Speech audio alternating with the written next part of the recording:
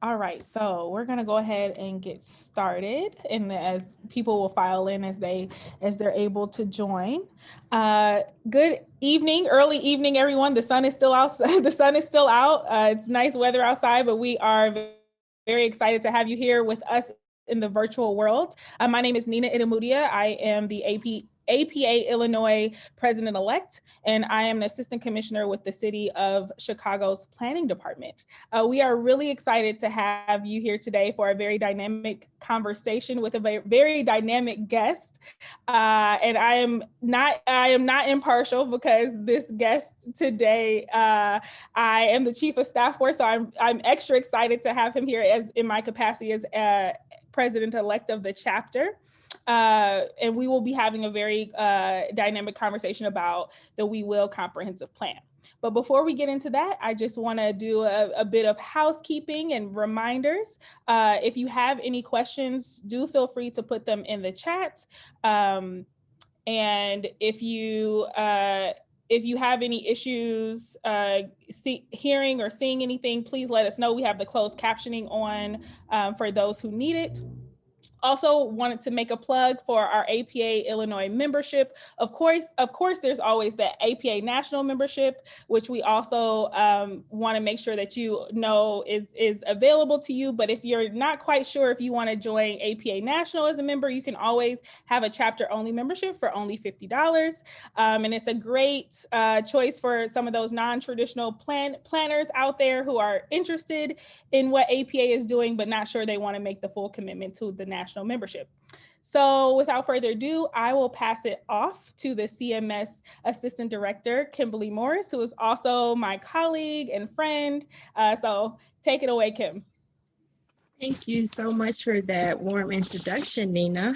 So as Nina said, I am Kimberly Morris. I am currently a planner in the Department of Planning and Development at the City of Chicago, and I also serve as the Assistant Director for the Chicago Metro section, and I will be your moderator for this evening.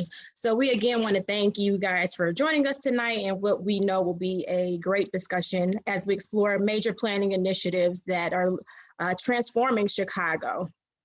So the City of Chicago, under the leadership of Mayor Lori Lightfoot, is engaging in several innovative and comprehensive planning efforts that will change the landscape of development in Chicago for years to come. So We Will Chicago being one of those efforts. We Will Chicago is a 3-year comprehensive planning initiative that prioritizes equity, resilience, and engagement to create a new inclusive vision for the city. It is the first of its kind since 1966, and it also seeks to encourage neighborhood growth and vibrancy while addressing economic inequities. With the new planning commissioner, Maurice Cox at the helm, Chicago is really looking to address head on the social and economic inequities that impair Chicago's legacy as a global city. So tonight we really want to dive into how by putting equity and resiliency and inclusion at the forefront, the City of Chicago is really creating a roadmap for the revival of disinvestment communities. So with that said, I want to introduce our esteemed guest for this evening, who, as Nina already said, we have the pleasure of working for, so we are a little biased. So just a little bit about our speaker, Maurice Cox was appointed Commissioner of the Department of Planning and Development by Mayor Lori Lightfoot in 2019. Celebrated for his experience in merging architecture, design, and politics through multiple private, public, and elected positions. Maurice Cox is responsible for leading DPD's economic development, planning, zoning functions, all while fostering community improvement initiatives throughout the city, with his primary focus being on underinvested neighborhoods on the south and west sides. In his previous capacity as Director of Planning and Development for the City of Detroit, Cox created a new resident center planning and development department and led innovative urban planning and revitalization strategies that championed the equitable redevelopment of neighborhoods that foster population growth and new mixed use and mixed income investment. In addition to his accolades in Detroit, he was formerly the design director for the National Endowment of the Arts under President George Bush and President Barack Obama, where he represented the federal government for architecture and design matters and served as advisor to more than 120 mayors on urban design issue. In addition, he was a mayor himself for the city of Charlottesville, Virginia, following 6 years as a city councilor. So needless to say, we are extremely lucky to have him in Chicago and grateful for his time this evening to come and speak to us. So with that, I will turn it over to Maurice Cox. Thank you so much. It feels kind of like family here. It's great. Thank you, Nina and Kimberly, for the invitation and an opportunity to talk to other planners who care deeply about the city of Chicago. So this is one of a few opportunities that I've had to speak about the We Will plan. And so I appreciate the kind of intimacy of the audience and hope that we'll have time for Q&A. So it's a little unnerving to not see the faces of who's out there in the audience, but I see you here as participants. So I'm going to share my screen.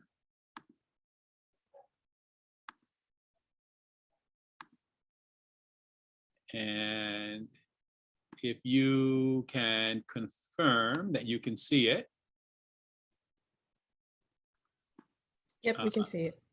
Then that's great. And so again, it's really just wonderful to see you all virtually. And I'm really just delighted to get this conversation going about what has been said to be Chicago's first citywide plan in more than 50 years. My department, the Department of Planning and Development, is the city's principal planning and economic development agency, both short-term, but also long-term planning. And we have been very much engaged in trying to set the foundation for equitable development to be a cornerstone of the city's resurgence by unleashing the enormous potential of the South Side and the West Side that has historically been neglected. And one of our primary vehicles to do that has been Mayor Lightfoot's Invest Southwest initiative, which marshals over $750 million across multiple agencies, all targeted to the South and West Side. But what's unusual about Mayor Lightfoot's aspirations for this city is that it goes beyond the 4-year term, the kind of demonstrable evidence of change that comes along with investments like Invest Southwest, but she has also been willing to take on the long term, the 30-year vision of the city. And that is an unusual trait in a mayor, to both be looking at what we can do to show demonstrable progress in changing the city, but also to keep an eye on the generational change. And so it's been a question when you're planning the future, well, who will lead it? And the answer is we will. And that means we are going to take a moment to just describe to you what the status of the We Will plan is. What are some of its main kind of themes? The kind of way in which we are structuring public engagement, and what we hope the plan will accomplish. Chicago has created a lot of plans, a lot of community plans, these quality of life plans that you may know of, or industry specific plans in recent decades, like the Fulton Market Plan, But the citywide effort really is a first. And most people who live in the city and work in the city, this is a new experience for them. So let's talk for just a moment about why even plan. I would say this map, which you may be familiar with it, that was generated by University of Illinois at Chicago, takes a snapshot of the city over a 50-year period. In 1970, the map on the left is a snapshot of the community wealth and its distribution over the city in 1970. And what you see is along the lakefront, you had very high income neighborhoods. And then you see the yellow, which is by and large middle income. And it's almost equally distributed across the city. And then you see the low and very low income. That was 1970. When you look at where we were in 2017, you can see over the course of 50 years what has happened to household incomes. So now you have the more wealthy on the north and downtown, and you have the less wealthy areas on the west and the southwest and the south sides. And the middle income and the middle class have all but been squeezed out. So this is a pretty succinct reflection of some of the broader disparities that hundreds of thousands of Chicagoans live and face every day. And Mayor Lightfoot said, you know what? I want to address these kind of structural, systemic inequalities that have plagued Chicago for generations. And I would say that the beauty of planning is that the same policies that created this map can redraw a map fundamentally. And this is really the challenge of our generation of planners, to create a policy guide that addresses inequity and resiliency on the citywide level. So I would say that the good news is that we're not the first city to plan citywide. And in fact, as we began this process, we took a look at some of our peer cities across the country who routinely develop and update their citywide plans from on a regular basis. And so we looked at Imagine Boston, which looks out at the future of Boston up to 2030, or One NYC that looks out at the future of New York over a 30-year strategy, or RLA 2040.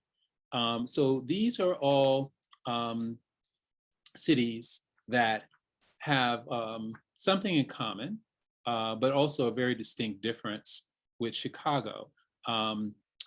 They are all cities who are experiencing population growth. And interestingly, Chicago, that does not have a roadmap for how it wants to grow and change over time, is the third largest city in America whose population is declining. So I actually think that the absence of a unified vision is part of the challenge that we face, and it can be a big part of the solution in the future.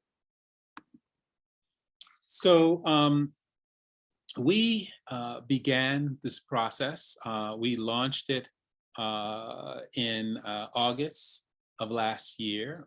We announced it in August of last year. And we have been spending the summer and the spring doing some of the initial preparation before we go public. So essentially, we've spent these months planning for the plan. We met with literally hundreds of neighborhood residents virtually to find out what issues mattered most to them. And we learned about their priorities, about their needs, their desires and their fears, and their hopes, and more importantly, their dreams about what it means really to be a Chicagoan. And we heard a lot. And the discussions helped us create a structure for conversations that we'll continue to have today, including principles, themes, and pillars that will give the plan its shape and its function. And so what we heard and what has emerged from that conversation is that we are passing through a historical moment, a historical reckoning, in which we have an opportunity to build trust in planning again for the city. We are going to need to do a systematic evaluation of what are the ways that equity can impact the lives of Chicagoans. We are going to do this with the deepest level of community engagement that is accessible and meaningful to tens of thousands of people who will be involved. And we are going to create a system of accountability that allows us to measure our progress and assure a level of transparency. Ultimately, it's going to require a level of cross collaboration between agencies that has not been done before.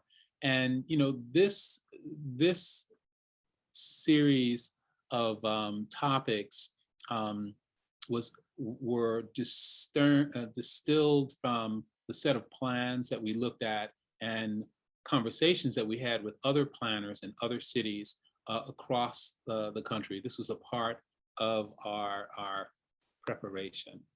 To get to this point, that We Will Chicago is going to be a 3-year citywide planning initiative that is a plan for growth, inclusive growth, and a conversation about the vibrancy of our city that is able to address the social and economic inequities that we feel have impaired Chicago's legacy as a global city. And so that it's not by chance that we are being asked to structure our conversation around 2 guiding principles, principles of equity and principles of resiliency.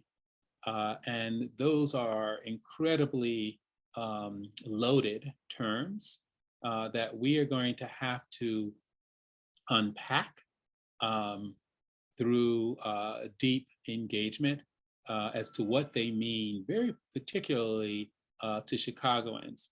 Well, equity is essential, I think, to addressing the structural racism, the depopulation, the poverty, and many of the health disparities that we have experienced of late.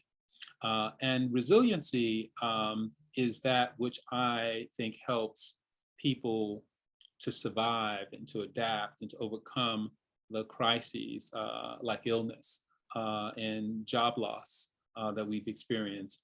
And also just the more existential threats that we face around climate change and pandemics. So, you know, this question of equity, I mean, what does equity mean for Chicagoans?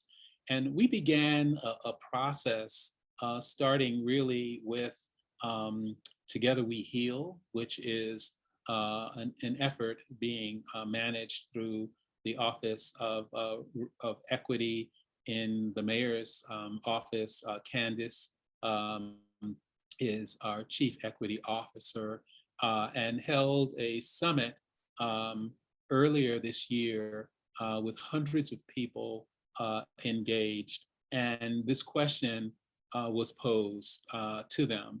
And the notion is to come up with a equity statement of principles that goes hand in hand with the development of the We Will city plan.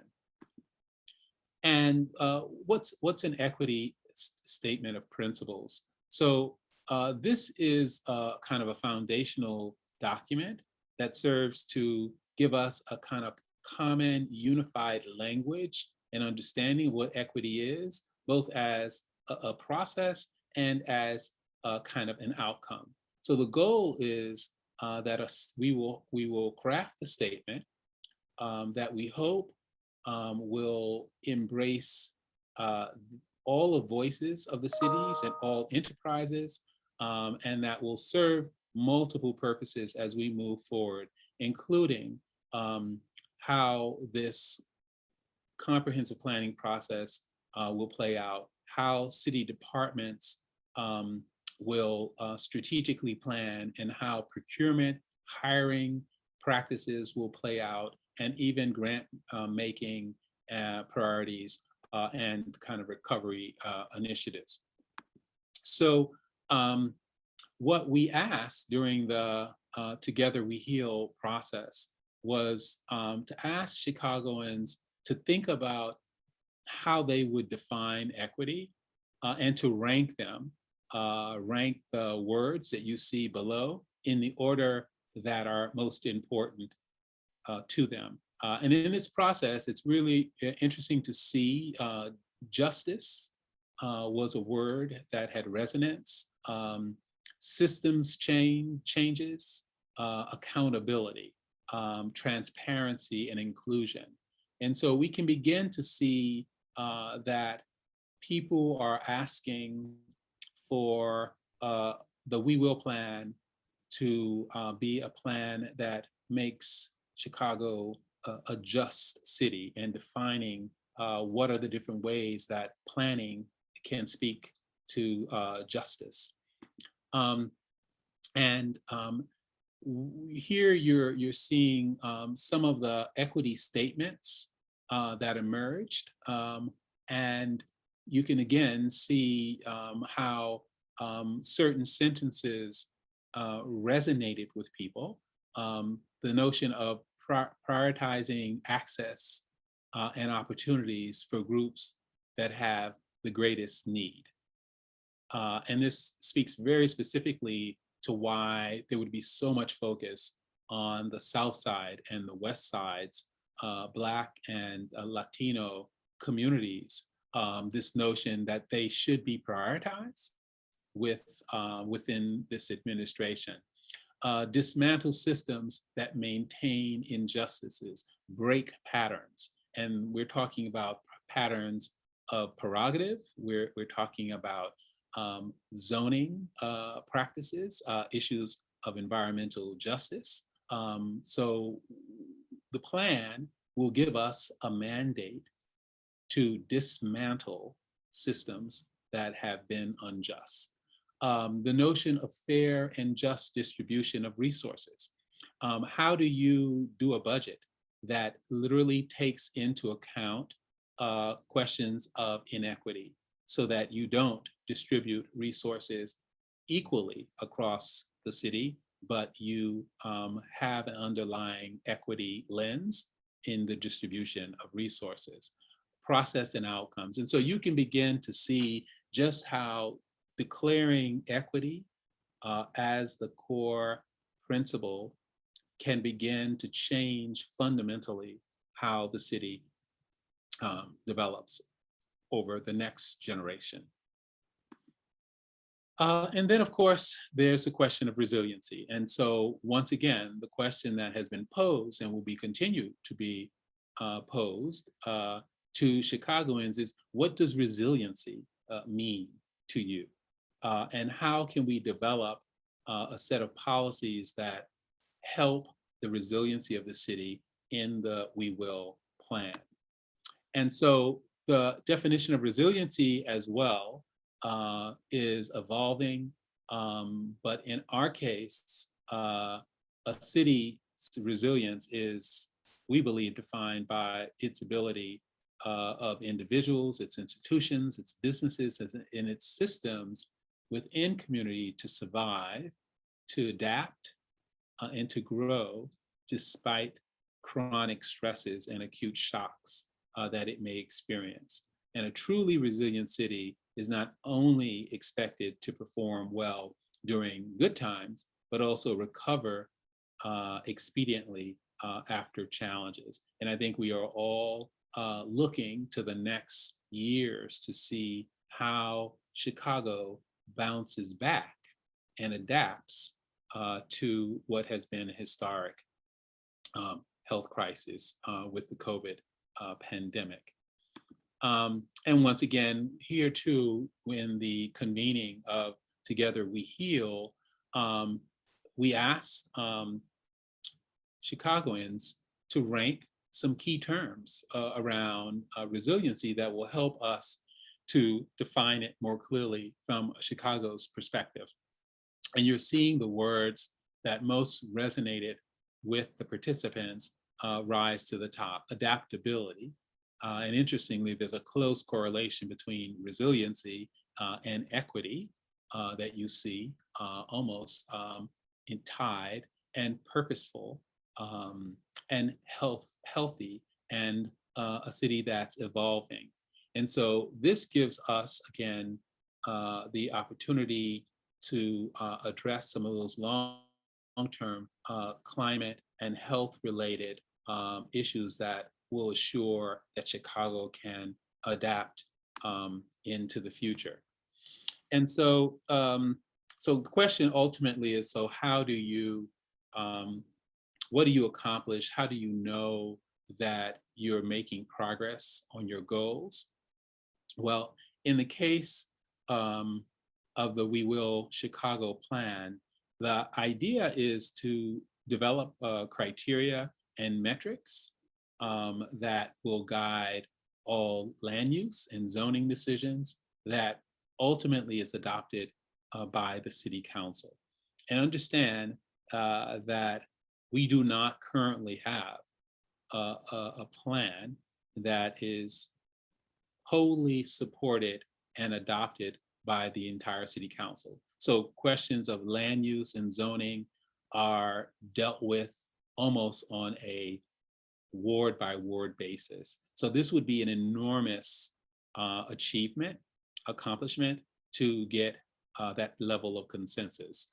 The whole idea is to establish some standards for neighborhoods and regional plans that once again are adopted by the city. No such thing as one neighborhood having a quality of life plan, but others not having any. The alignment of annual budgets and the capital projects that we undertake and the policy priorities with an eye towards the long-term vision of the city. So this is about aligning our capital dollars to the policies that we want to prioritize around equity and resiliency. And then to create more innovative ways of financing the growth and change in the city. As you all know, this city is highly dependent on TIF, tax increment financing. There are so many other incentives and tools that may emerge as a result of the priorities, and the plan will give us those tools. And then the idea of really creating a standard for what civic and community engagement in public decision-making is. And so we have been practicing ways to deepen community engagement and involvement in even economic development decisions that are happening on the South and West Side. And we hope to standardize this as a way to engage all Chicagoans. And then to provide the community with guidelines for the future in how we lay out and plan for infrastructure. So there are 7 pillars that will play an important core role.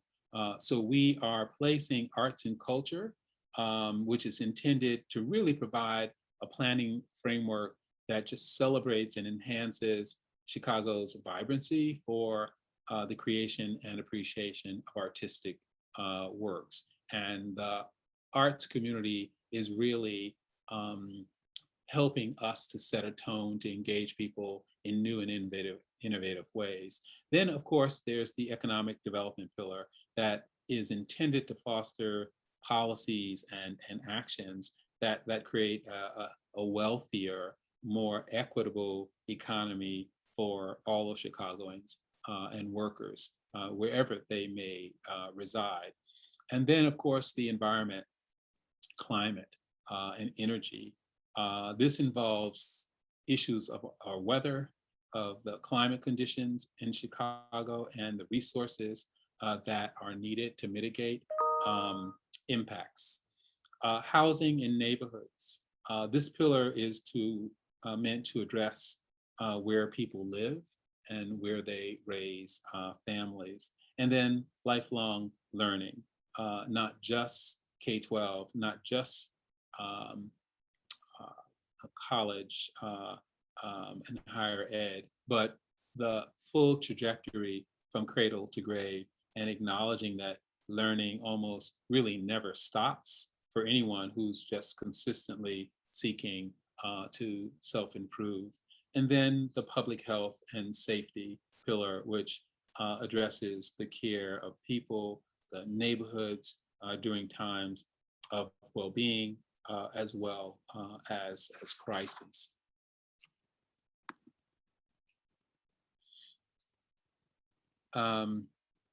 We also have to move forward and find alignment and coordination between the many efforts which are going on as we speak. This is a process of coordination. The city is currently engaged in many other planning initiatives, and they all have to move forward in a way that is focused now on equity and resilience. They involve like really multiple departments and agencies that are illustrated within this map here on the right. So my department is leading the Invest Southwest initiative, but then you have DCASE that has the Arts 77 plan, and the mayor's COVID recovery task force, and housing department, and the Chicago Housing Authority's blueprint for fair housing, and many others. Each of these plans will help inform We Will, and vice versa. And then eventually equity and resiliency will inherently be in everyone's plan. And none of this happens in a productive or meaningful way unless there is extensive public engagement and public involvement. And this effort is intended to reach tens of thousands of people. Some of those near-term items that you should be aware of is this is happening now. We are pulling together, we have done our mobilization, we've done our pre-planning. We are going to spend a lot of this year doing the research and the background, so that by the end of 2021, we can move into advancing a set of policy and action plan. And then as we move into 2022, we can talk about the implementation of the plan. And that engagement runs throughout the entire course of the timeline. And we are, as I said, in really just coming out of the second quarter, where we've launched an open application for organizations and advocates who want to be a part of the process. We have research teams. We have a kind of advisory committee structure. We're developing the tools of engagement so that we can, as you see here in the third quarter of 2021, we can begin to listen and initiate those general public conversations that lead to actions. And the intention here is to incorporate a series of research teams, which are going to be fueled by resident experts to facilitate conversations across many different demographics. And then by the end of the year, our hope is to be able to review that input, draft a series of research reports, and then publish those research reports for commentary. And there are many ways that we are going to engage folks. Firstly, we've launched the We Will Chicago website at wewillchicago.com. And in there you will find ways to submit applications that will be available both in English and Spanish, that allows you to register for upcoming planning events. You can take a kind of post kickoff survey, you can read material, and you can submit comments, and you can learn about the upcoming neighborhood events that are taking place at a neighborhood level. And you can follow us and get regular updates on your phones. Very soon, we are going to have a series of arts organizations that will be leading us through a series of neighborhood events. And then you will ultimately see billboards popping up that begin to socialize the idea of planning.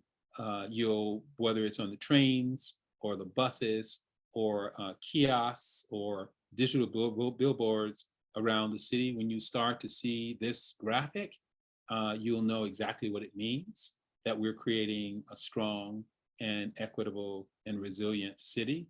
And it will answer the question that so many have had as to who is it that will plan the future of Chicago. The answer is we will, and we will do that together. And so that is, I think, my last slide. And I'm happy to engage in questions that you might have and comments as we continue to evolve this process. Yes, thank you. Thank you so much for that, Commissioner Cox. We do have a couple questions in the chat, so we'll be addressing those questions. So again, if anybody has questions, please utilize that chat function to ask those. I did want to kick it off And just ask a quick question of you first. You mentioned a lot about resiliency and equity being at the center of the We Will plan. How can this plan really undo decades of inequities and disinvestment in minority communities specifically? Yeah, well, I think first is to document that that is how our planning policies have gotten us to where we are today.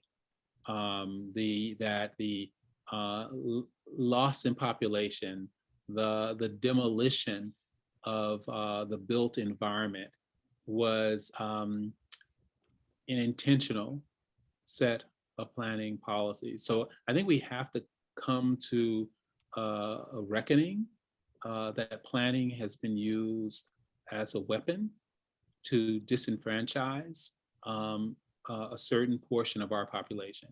And it's striking, it's startling. If anyone who's traveled from the north to the west to the south can see.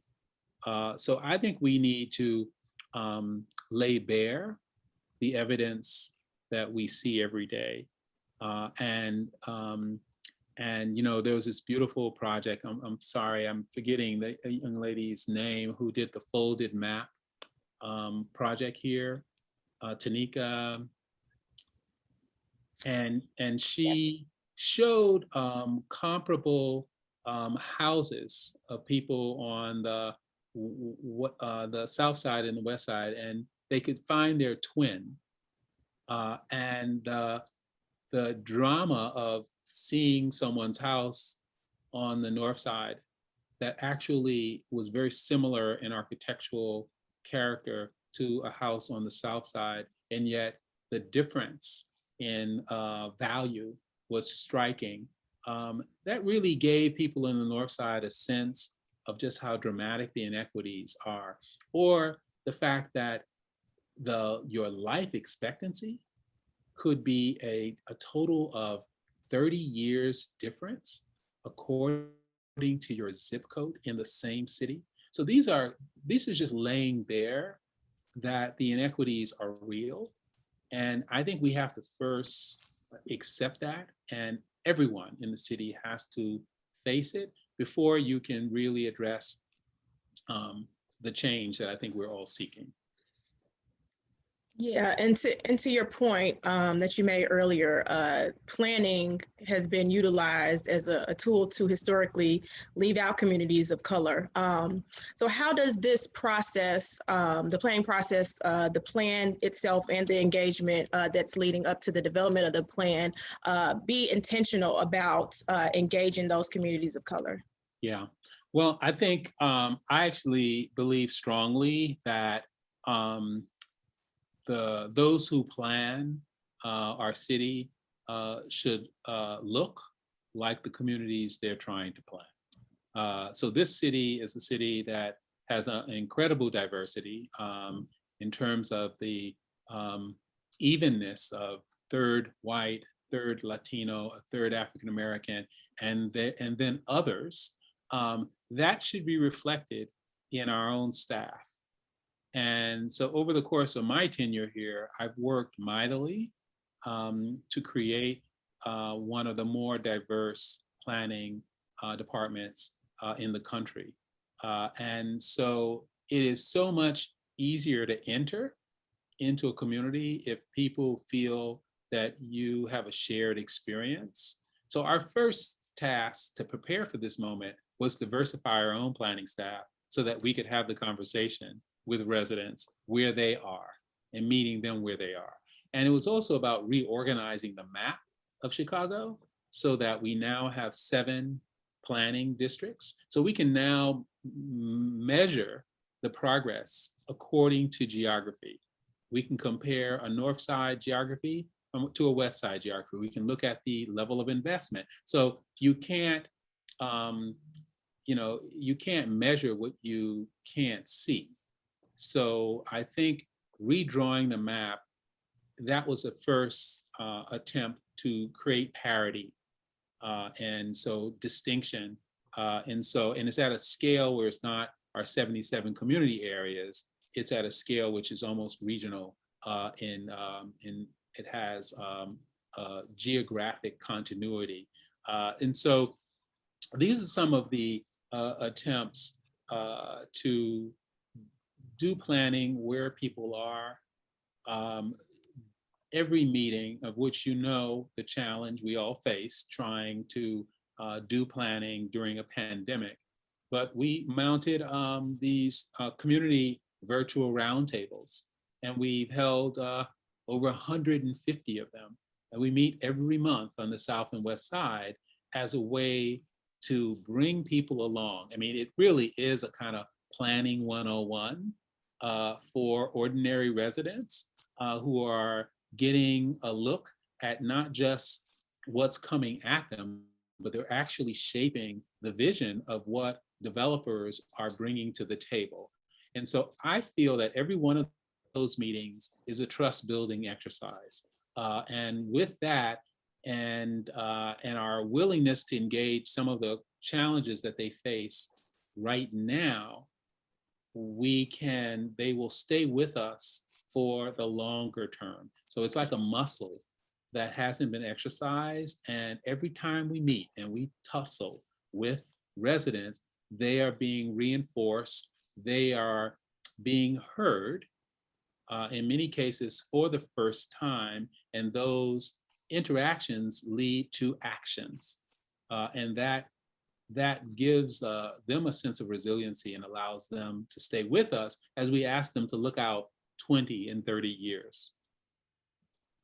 No, you're absolutely right. And as you know, we're on those calls every month doing that planning 101. So Yeah. I definitely agree with that sentiment. Next question I had, we're coming out of a global pandemic. So we realize that the city is facing a number of challenges. So what are some of those, the most urgent issues that you see that Chicago faces that you think the We Will plan will address? Yes. So obviously there's the short term, there's midterm, and there's the long term. You cannot engage a community in long-term planning if you're not meeting their short-term needs. So we have to, it's a both and. So, you know, I take Invest Southwest as an example. We're talking about catalytic investment that is equitable, that will lead not to gentrification, but inclusive growth. And, you know, it's a block, it's a building that might have been shuttered, and it's millions of dollars of reinvestment. And it takes months and months and months to coordinate all of that. At the same time, I think that's a midterm achievement, accomplishment. But there's also the short term. And so at the same time that we are envisioning reimagining Laramie Bank in Austin on Chicago Avenue, we're going to be we're going to be inaugurating a new public gathering space or a block away on Chicago Avenue, which was tactically done, did not take enormous investments, and could be delivered in 6 months. And also during the pandemic, we were working on 75th Street in Chatham, and in 14 weeks, we transformed multiple blocks and created a boardwalk that doubled the size of their sidewalks, allowed for outdoor dining. That was short term. And so, you know, my notion is there's a thing you can produce in 14 weeks. There's a thing that you can produce in 6 months. There's a thing that's going to take 18 to 24 months. And then there's the thing that's going to take years. And so the we will is that conversation, sustained conversation for 2 to 3 years. But you can't do the we will plan if you're not doing the Invest Southwest, if you're not doing the tactical that shows people literally in 6 months, you mean I can actually change the world around me. And I think it's all of those together that is the approach, which is somewhat novel as I said, a lot of mayors have a really low tolerance for this long-term planning stuff, because you don't have the physical manifestations, the proof of concept within the political timeline. So we have to do those things that, Mrs. Jones, when she goes down to the store on her neighborhood corridor, sees the change in real time. And there are many, many other things that are those incremental stepping stones that give people the staying power to stay with us, to have a sustained conversation for 2 to 3 years about the true future of their children and their grandchildren. And so that's really how I see it. I think you have to do all of these things simultaneously. Oh, thanks for that. I'm going to jump to a couple of questions that we received in the chat. One specifically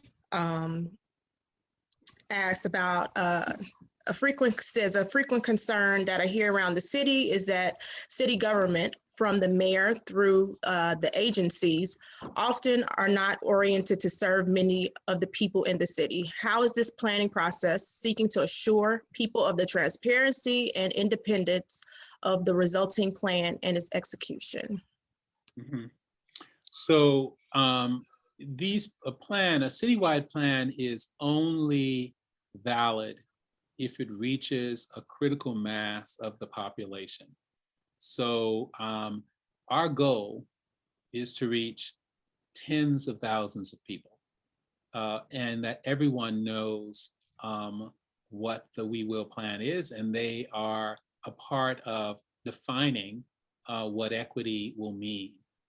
So you do that by empowering the network of groups that represent not the usual suspects, but non-traditional groups. And so we have created a structure of research that asks groups that have a constituency, whether they be seniors or youth or folks who have disabilities, or folks who are small business owners, or folks who are just have a long legacy of ownership of their home.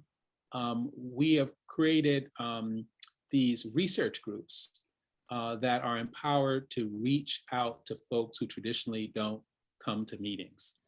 And we are also creating a cohort of volunteers who will hold We Will conversations on their block. They may be a block captain in the living rooms of long-standing residents who know these communities. So we're trying to take the conversation into people's living rooms, onto their block, as a way of getting a broad cross-section of folks. So we hope that, Mrs. Harris down the block will know what We Will is, because she may have likely hosted a conversation in her living room with folks who also own their homes on their blocks. So that's all I can say, is it has to get granular. It can't be the town hall only. It certainly can't be the Zoom only. It has to really get into the homes and the places where people gather, the places where people worship. And that will be our test. Where did you hear, where did you have a conversation about the future of Chicago? And I hope that we will have as many different venues as we have people. Great, thank you for that. The next question I have in the chat asks specifically about the ranked choice of the 12 key terms. It said that equity and justice is the most popular words in that ranking. So will reparations or redlining or other injustices play any role in the plan, maybe with some respect to the theme of historical reckoning? So to your earlier point, just recognizing the what has been done in the past and how are we going to rectify that? Yeah, so I think that we are clearly talking about a redistribution of resources. And we haven't marshaled $750 million to go to the north side of Chicago. The market is there. We are doing everything to direct thoughtful and community-driven planning to those who traditionally did not have folks partnering with them to plan their community. And how I know it's working is that the planning department has a lot of North Side aldermen who complain about all this focus on the South Side and the West Side. That's all we hear the mayor talking about. It is a very intentional reshaping of priorities. And this is long before the plan started. And that is a small sign. It's not equally distributed, right? We had to start somewhere, and we didn't spread the peanut butter over the entire West Side or the entire South Side. We want to have some early proof of concepts that we know if it could work in those areas, that we know we can then move it to another area that has even greater needs. So it is a form of reparations, no question. We're not, sending people checks, but people's, main streets that have long been neglected, they're going to see a change in the quality of life. People who have had to go out of their community to meet basic needs, they're going to start to see some of those needs right here in their community. And that is part of the work that we have to do, as I said earlier, to sustain the longer term conversation, which is about your children and your grandchildren. Great, thank you for that.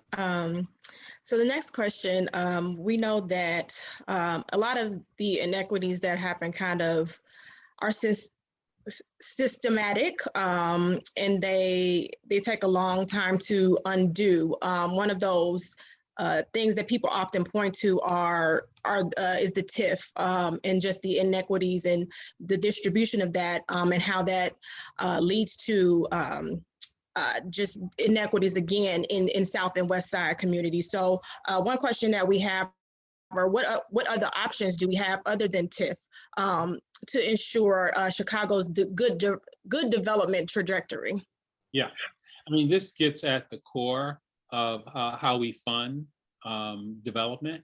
And, the mayor launched one of the biggest infrastructure investments that we've seen in Chicago in a generation, where we now have a capital budget for a lot of the infrastructure improvements, pedestrian-oriented streets, bridges, viaducts that historically have been funded through TIF dollars, and it's not working.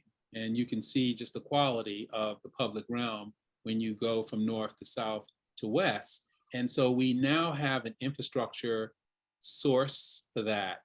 And so we can use the TIF dollars to support affordable housing and economic redevelopment. That's one thing.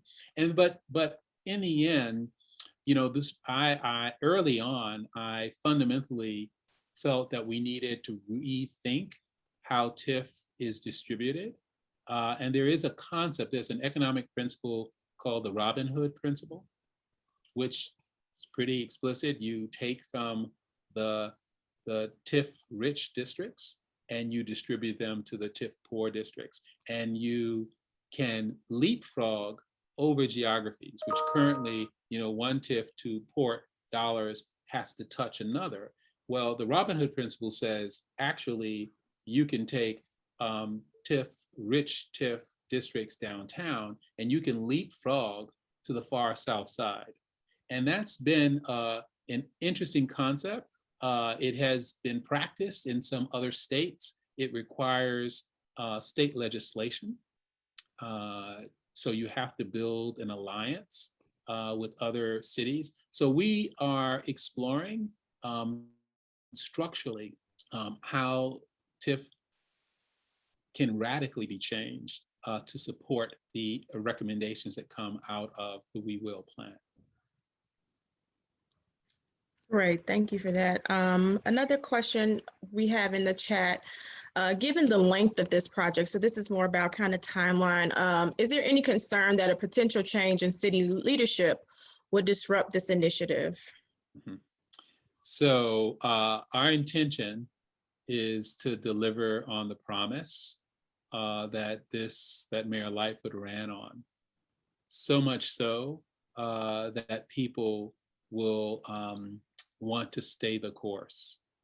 And so, yes, if we don't deliver on the promise of her administration, then we risk not being able to give a plan to the next generation. So our intention is to deliver on the promise of her candidacy.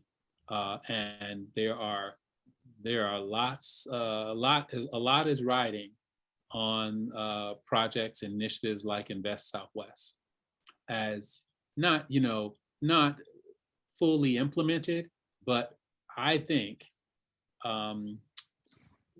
folks who live in areas that have historically been neglected should see their neighborhoods under construction. There should be tangible evidence of this, their neighborhoods are under construction. And I think that will help sustain the longer term, their sense that change is upon us. I do not think you can do a long-term plan without and be given permission to continue to serve if you don't take care of things that are demonstrable changes, positive changes to neighborhoods. So our guarantee that we will be able to continue this conversation beyond political terms is to deliver on the promise of Invest Southwest and other tangible quality of life changes to those who historically have not had them. Yeah, and in understanding that we are working within a political environment, as we're trying to do this great planning work, how are we working with City Council in order to ensure buy-in and accountability at every level? That's right. Key, this is a city where aldermen have historically operated with almost complete autonomy in their wards, almost to the detriment of the city as a whole. And so one of the things we did, and it was part of redrawing the map, was to make sure that every alderman now has a planning department. And that was historically not the way human resources were distributed.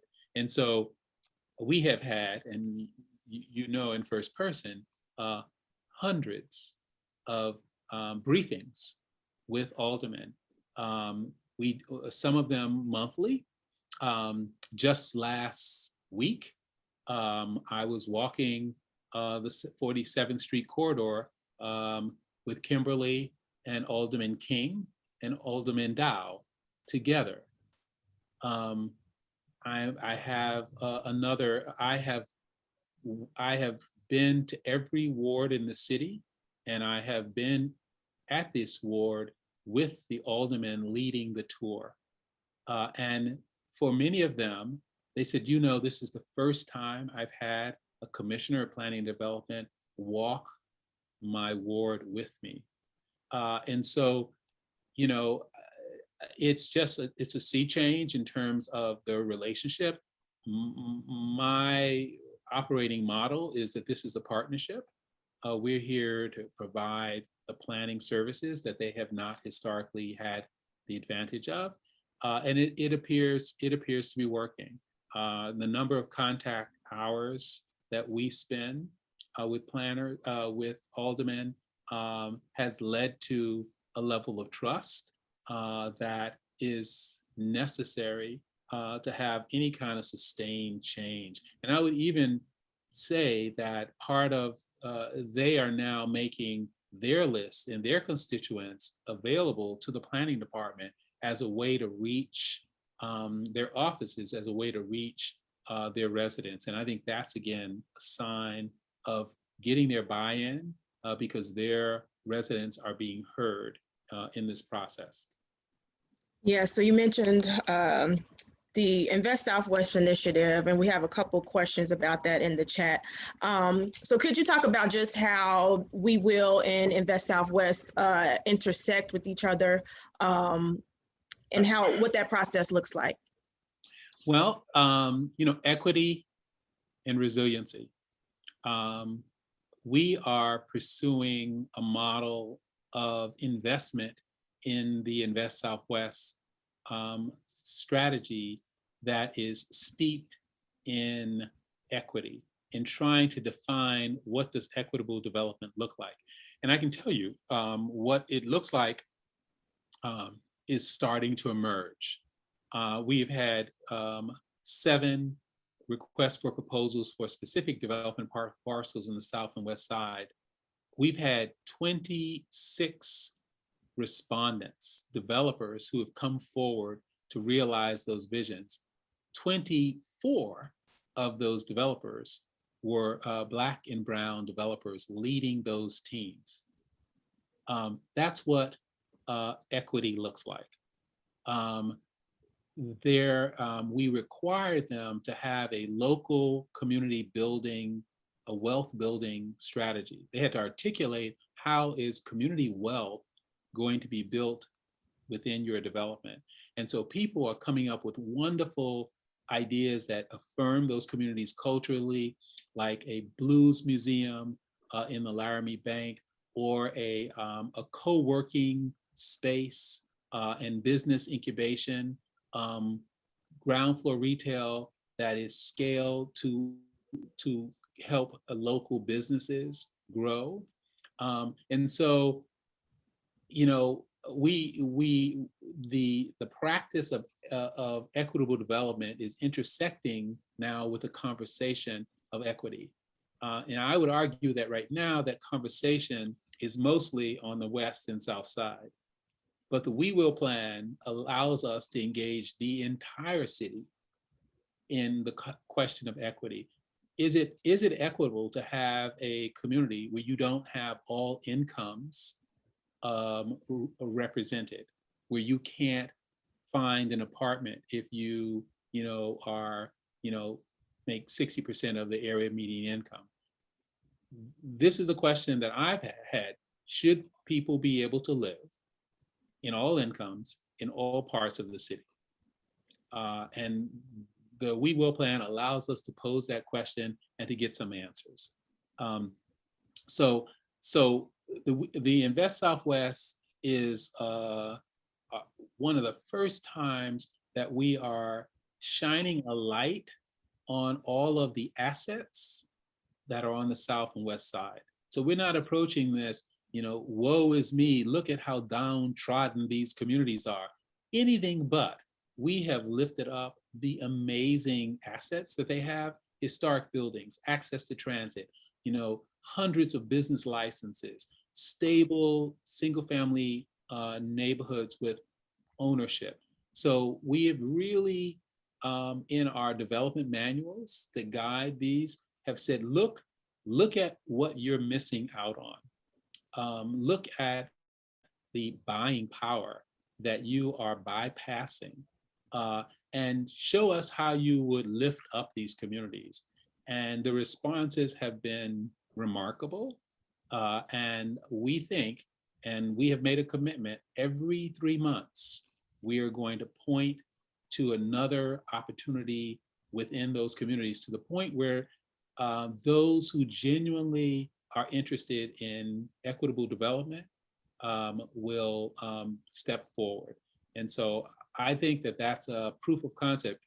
If you just think every 3 months, all we used to hear about is this fancy development's happening in the Loop, and this new development is happening in the North Side. Now you're starting to hear about quality development proposals on the South and West Side in ways that you haven't heard before. Yes, and I can say as a resident of the South Side and in the communities that I'm planning for, that is very exciting and encouraging to hear and to witness and to be a part of. So we have another question kind of geared around Invest Southwest. We know that it focuses on certain communities, and in other communities, in essence, are feeling left out of that conversation. So how does We Will kind of fill in the gaps where maybe Invest Southwest may have left out some communities? Right. And I think it's more a question of,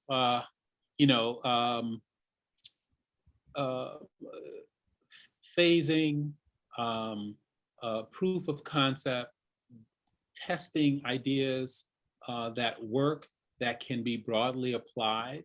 And so there are more than 10 neighborhoods on the North, the West and South Side who could benefit from an Invest Southwest-like investment. But our job was to make people believe it. And we probably couldn't convince people if we spread the resources so thinly that no one could actually see the difference. So the idea was to cluster, show how this works, and then apply it to every community on the South and West Side. And so it's more a question of at what time. Like I was once, someone told me, a senior in one of these community meetings, she said, I grew up in a big family, and I had older brothers and sisters, and my parents used to take us to back to school shopping for my older siblings who were getting new shoes. And I wasn't getting new shoes. And I thought it was really like, why would they take me along for the shopping trip so that my brother or sister, I can see them getting new shoes? Because I was able to see that I too will be getting those same things. And so I say to those who haven't got the Invest Southwest yet, if it can work in that neighborhood just a half a mile away from you, if you know it works there, and could have faith that it can work in your community. And it's really just a question of timing. And so we're going to show that this works, and we're going to apply it across the West and South Side until we really have touched every community area that has been historically disinvested in. Great, thank you for that. So we have a little over 10 minutes left and a couple more questions. You mentioned in your presentation that you looked at other metropolitan cities within the US as a model for developing the We Will plan and a comprehensive plan. So as you're aware, Chicago is a leader in our 7-county region for many smaller municipalities, and they look to us to kind of set the standard. So what do you hope smaller communities within our region can kind of take away from this We Will plan, both in the process and the output? Sure. Well, I mean, that planning is a positive, affirming practice, whether you're a city of 2.7 million or whether you're a city of 20. And that the deliberate, reflective conversation that we can have with residents leads to renewal. And so we should be planning regionally. We are a region. We should be looking at the city as codependent with other municipalities. I serve on the Metropolitan Planning Commission, and I hear conversations from mayors who are struggling with some of the signs of disinvestment. So in many ways, you can anticipate the challenges that those municipalities will have by looking at what has happened to Chicago by not addressing questions of equity and diversity in their housing stock. So there is a resonance. We really are codependent. We have a lot of work to do to overcome 50 years of planning policy to assure that the next 50 years is prosperous for the entire city. But I would argue that as Chicago succeeds, Chicagoland succeeds. You cannot have a healthy suburb if you don't have a healthy core. They go hand in hand. Great, thank you for that. Nina said she had a quick question to ask. So if you want to jump in real quick, Nina. Yes, I wanted to just jump in. First, I just want to show my gratitude for everybody in the audience. Me and Kim work with Maurice every day, and I'm still constantly inspired. Like we do this work every day, and as many of you know who work for different municipalities or different agencies, you know, it can be a thankless job. But the way Commissioner Cox just reminds us all to stay the course and to remember what's ahead of us, I just am so appreciative of that. One question that I did want to ask, you know, as the American Planning Association, we are the largest organization for planners in the nation. APA Illinois, you know, has lots of programs and lots of great architects and planners who are members. And so I just wanted to talk to you about like your approach in making sure that there's excellence. Everything you do has an air of excellence. And I think that that's one of the main lessons that I've learned from you. And as a professional development organization, we want to make sure that we also remain excellent and are pushing our members to do their best. So for those of us in the audience that are professionals that are trying to be change agents, and you have proven over and over again to be a change agent, what would you say is some of the advice that you would give our members as far as staying the course and being change agents? Well, thank you for that. I think one thing you can do is if you really want to be a change agent, you can come work for the city of Chicago. So we are always looking for really good planners all the time. We continually renew. We've hired, easily a dozen over the course of my time here. And it's not just planners, but it's people who are cross-trained in landscape architecture and urban design and architecture. We need all of those disciplines in conversation to come up with creative answers. I feel it's really important as a planner to go where you're needed. You really have to go to where your skills, your professional skills will be of value. And that doesn't mean that people outwardly appreciate you or say it, but you know where the problems are. And you know that every generation, every professional generation has its challenges. And ours happens to be equity. And, Mayor was just so incredibly forward thinking to understand the central role of equity in the conversation. And so before COVID, we were already on this issue of equity. And then of course, the pandemic helped us understand the extremes of inequity, but also just how resiliency was going to play into this. I mean, we are coming out of a once in a century pandemic, and it has taught us a whole series of things that we didn't think we could do prior that we now know. So there's an increased flexibility and dexterity. So I really feel we need all hands on deck.